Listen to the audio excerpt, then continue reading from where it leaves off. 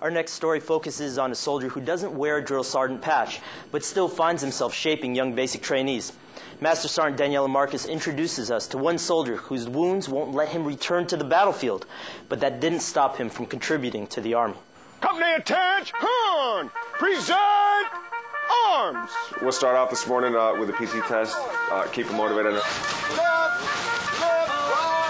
Dawn at Fort Jackson, South Carolina. Day 3 of basic training. That is not a sit-up position. Guys out. This is going to be our first PT assessment of you.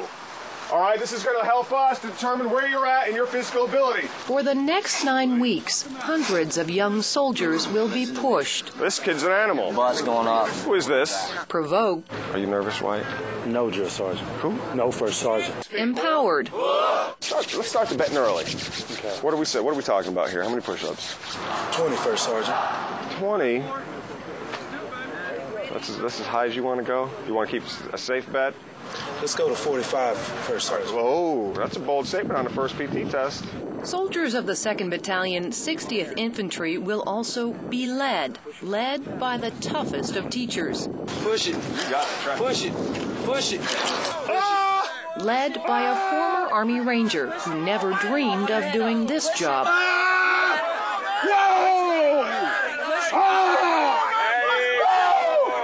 Never really wanted to either. White, outstanding, son. I've been in the infantry my whole career, and that's what I want to do. That's what I love to do, and I never wanted to do anything else. Then all of a sudden there was just, I don't even know if I remember hearing the explosion or anything. I was just on the other side of the floor, 15 feet away, and I was just laying there. It ended up being a car bomb. What had happened was this guy had rolled through with his car. The machine guns saw him coming. They lit him up, and we were told that the machine gunner did take him out, but the bomb was already ticking. I kind of, I held my face up a little bit, and I grabbed a T-shirt, and I knew that I was jacked up. I didn't think I had much of a facelift. What First Sergeant Chuck Nye didn't have was his left eye, an injury serious enough his commanders decided he was unfit for redeployment. This is really not the way I wanted to get out, and if it was up to me, I was going to be one of those guys that stayed in for ever and a day, and then it came time, hey, you got to go, man. Old man, you got to get out. You're only be 12 inches apart. I'd go back in a second. Right on the edge. In a second. I would be on a plane, and, my wife and my family know it. If they just kind of, hey, we kind of need you over here. Sorry about your eye, but yeah, yep, where's the taxi? I'll go back in a second. All right, get ready!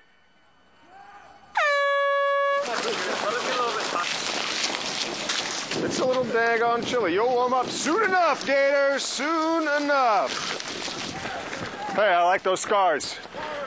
Chicks dig scars, never forget that, son. I'm envious of them, and I tell them that, once we get further on, and I tell the classes later on that, I'm envious because here they are, here I am, I'm at the end, and these guys are just starting out, and I know that I tell them, I'm like, this is one of the greatest adventures that you're about to embark on, and you're going to have a great time doing it, and I know what's ahead of them, and I'm envious of them. Likewise, future Fort Jackson soldiers may one day envy the current ones. Sergeant Nye will retire this fall. It's not my time anymore. It's time for them. It's time for these young soldiers coming in. It's their time now, so I'm just going to go ahead and step back and let them go. It's your first PT test. I'll say this. We're only going to improve, A leader whose greatest struggle You are not going to quit anymore. Could very well be his greatest teaching tool. Trust in that. All right? When you think you can't hold on any longer, you hold on for one more second. When you're ready to drop, hold on for one more second. Air Force Sergeant Daniela Marcus, Pentagon Channel News.